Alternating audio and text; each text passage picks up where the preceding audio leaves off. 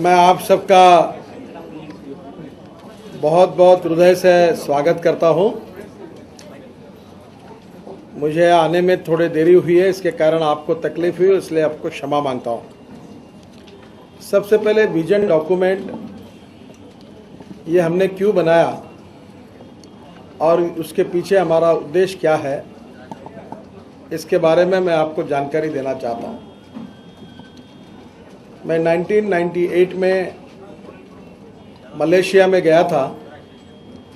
तब उस समय हमारे मुख्यमंत्री और मैं वहाँ के प्राइम मिनिस्टर डॉक्टर महादीर, उनको मिलने का मौका मुझे मिला। और जब मलेशिया के बारे में हमने जानकारी पूछी तो हमको पहले एक ग्रीन बुक दिया गया था जिसमें मलेशिया इकोनॉमिक प्लानिंग 2012 लिखा था और सभी फील्ड के बारे में आने वाले 12-13 साल सरकार किस प्रकार से काम करने वाली है, इसका वो नीति निर्धारण था। उसके बाद एक फिल्म हमने देखी और बाद में प्राइम मिनिस्टर से मिले थे। तब एक बात मेरे ध्यान में आई कि भविष्य का प्लानिंग किए बिना हम किसी राज्य की और देश की प्रगति और विकास नहीं कर सकते हैं। और इसलिए भविष्य के बारे में हम क्या करना चाहते हैं, उसका planning in advance and planning in detail ये विजन डॉक्यूमेंट में किया है। विजन के बारे में अक्सर मैं एक बार दोहराता हूँ, बार बार कहते रहता हूँ, you can donate I but you cannot donate vision.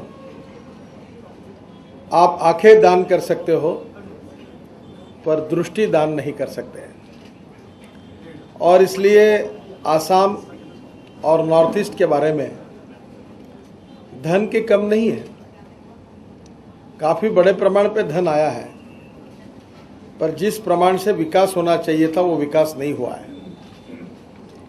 और इसलिए जब हम हिंदुस्तान का विजन डॉक्यूमेंट तैयार कर रहे हैं जो अंतिम टप्पे पर है, तो उसमें हमने एक अलग ग्रुप बनाया और हमने तय किया कि आसाम का सर्वांगीण विकास होने के दृष्टि से आसाम का भी एक विजन डॉक्यूमेंट हम तैयार करेंगे और जनता की सलाह के साथ तैयार करेंगे।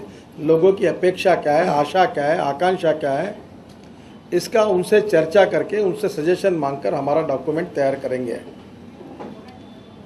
इसमें विचारकों, चिंतकों, तज्ञों, जनसाधारण तथा समाज के सभी वर्गों का सहभाग इसमें हमने लिया है। यह परिपूर्ण है ऐसा मैं नहीं कहूँगा, क्योंकि अब ये प्रक्रिया चलती रहेगी और समय के अनुसार प्रगति और विकास के मापदंड जिस प्रकार से बदलते रहेंगे उस प्रकार से इसमें निश्चित रूप से उस समय उस प्रकार का सुधार जरूर हो सकता है। साधारणतः दो बिंदु हमारे सामने महत्वपूर्ण है कि हमारे देश में गरीबी है, भूखमरी है और स्वाभाविक रूप से बेरोजगारियों की समस्या बहुत बड़ी है। और आसाम में भी ये सब प्रश्न है और उसके साथ सुरक्षा का भी प्रश्न एक महत्वपूर्ण बना हुआ है। उसी के आधार पर हमने विचार किया है कि अगर विकास करना है तो दो क्षेत्र महत्वपूर्ण है, इंडस्ट्री और एग्रीकल्चर। इंडस्ट्री अगर लानी है तो चार बातें जरूरी है, water, power, transport and communication. अभी ये ट्रांसपोर्ट के बारे में इसमें काफ़ी कहा गया है और ये 4 चैप्टर को जोड़कर करीब इस किताब में जो आपको मिला है, इसमें हमारे तरफ से हमने 35 विषयों पर, 35 सब्जेक्ट पर हमारा चिंतन इसमें लिखा हुआ है। कल मैं जब डिब्रूगढ़ में था और हेलीकॉप्टर से मैं देख रहा था कि ज़मीन पर जगह जगह गैस जलाया जा रहा था, तो मेरे मन में आया कि इस गैस का पावर में कन्वर्शन हो सकता है और इसका रूपांतर सीएनजी में हो सकता है। और मुझे लगा कि ये गैस क्यों जलाया जा रहा है, तो मुझे तो ऐसा लगता है कि आसाम में जो ट्रांसपोर्ट है वो पूरी तरह से इको फ्रेंडली ट्रांसफर इलेक्ट्रिक पर हो सकता है। अगर हम पावर जनरेशन करें गैस से, और इसके साथ साथ कोयला भी बहुत बड़े प्रमाण पर है, और हम लोग आजकल इलेक्ट्रिक कार, ये नई बात नहीं है, मैं देख कर आया हूँ, इसराइल में बैठ के आया हूँ, 140 किलोमीटर के स्पीड से बस और कार चलती है। और वो दिन दूर नहीं है कि हम लोग इको फ्रेंडली हमारी कार बना सकते हैं। और इसके लिए यहाँ का जो एनर्जी का सोर्स है उसका उपयोग करके कंप्लीट ट्रांसपोर्ट अगर हमने इको फ्रेंडली किया, इलेक्ट्रिक और सीएनजी बेस किया, तो बहुत बड़े प्रमाण पर यहाँ पे इंडस्ट्री के लिए आवश्यक है। और एग्रीकल्चर के लिए जो महत्वपूर्ण बात आवश्यक है वो इरिगेशन। कल मुझे 2-3 बार आसाम में आने के बाद एक ध्यान में आया कि लोग एक ही क्रॉप लेते हैं अनेक जगह पर। वो 3 क्रॉप क्यों नहीं ले सकते? वो कठिन नहीं है, देश के अनेक भागों में होता है। आवश्यकता है उसके अनुसार कुछ प्लानिंग करने की। और पानी के बारे में भी कभी कभी पानी ज़्यादा होता है, उसको बचाकर हम किस प्रकार से ये क्रॉप ले सकते हैं, कम से कम 2 क्रॉप कैसे ले सकते हैं, इसके बारे में irrigation, seed and fertiliser, power, उसको रखने के लिए गोडाउंस की व्यवस्था जिसमें आया है। छोटा सा कंसेप्ट मैं आपको बताना चाहता हूँ कि अपने देश में कमोडिटी एक्सचेंज में 10 लाख करोड़ का टर्नओवर हुआ और एक्चुअली डिलीवरी केवल 3,340 करोड़ रुपए की हुई। ये 2008-2009 के कमोडिटी एक्सचेंज का डाटा है। 99.67% ये स्पेकुलेशन, मैनिपुलेशन और ब्लैक मार्केट था, क्योंकि जो माल केवल इंटरनेट पर जो आया था उस पर बेचा गया, कागज पर बेचा गया, और प्राइस राइज का वो भी एक कारण है। तो मुझे ऐसा लगता है कि ये देखने के बाद हमने एक योजना तैयार की और सरकार को उसके लिए मांग की थी कि जो किसान जब उपज हो जाती है तो तुरंत बेच देता है, उसको भाव नहीं मिलते हैं। इसलिए गांव में, हर गांव में 10,000 का टन कैपेसिटी का गोडाउन बने। अगर वो अपना अनाज उसमें रखता है तो नेशनलाइज बैंक, गोडाउन मालिक और किसान ट्राई पार्टी एग्रीमेंट करें और उस दिन स्टॉक एक्सचेंज में या कमोडिटी एक्सचेंज में जो रेट होगा उस रेट के आधार पर 70 to 75% पैसे उसको उसी समय मिलेंगे। और जब भाव अच्छा आएगा तो किसान माल बेचेगा और बैंक के पैसे वापस कर देगा। तो तेजी मंदी का जो फायदा है, जो स्पेकुलेशन, मैनिपुलेशन और ब्लैक मार्केट करके मल्टीनेशनल्स कंपनी ने 300 गुना प्रॉफिट कमाया, वही प्रॉफिट किसान को मिल सकता है। ऐसी छोटी छोटी बहुत सी बातें इसमें है। मैं इसमें निश्चित रूप से ये उम्मीद कर रहा हूँ कि टूरिज्म आसाम में बहुत अच्छी तरह से विकसित हो सकता है। एक टूरिस्ट जब आता है तो 86 लोगों को एम्प्लॉयमेंट मिलता है। और इसलिए आसाम में इतना अच्छा क्लाइमेट है, यहाँ अनेक जगह पर अनेक प्रकार के निसर्गरम्य ऐसी जगह है।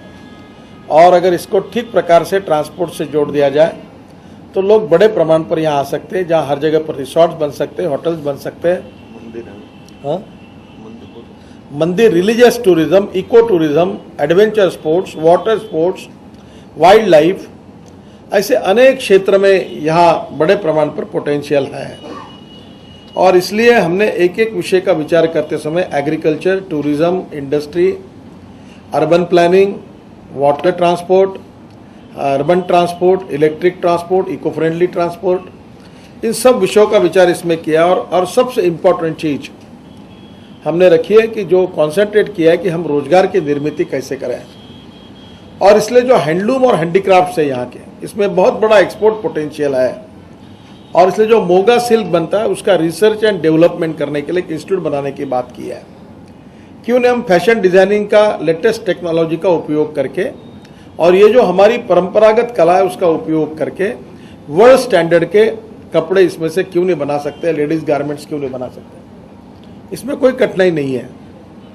मुंबई में एक साड़ी बनाने की हमारी एक कार्यकर्ता काम करती है, एक साड़ी बनाने का उसको 2.5 लाख 3.5 लाख रुपए मिलता है एक साड़ी की। एनसी शाइना करके हमारी, आप जानते होंगे, क्योंकि वो अनेक बार प्योर सिल्क की रहती है, आपकी रहती है, उसमें डिजाइन किया जाता है।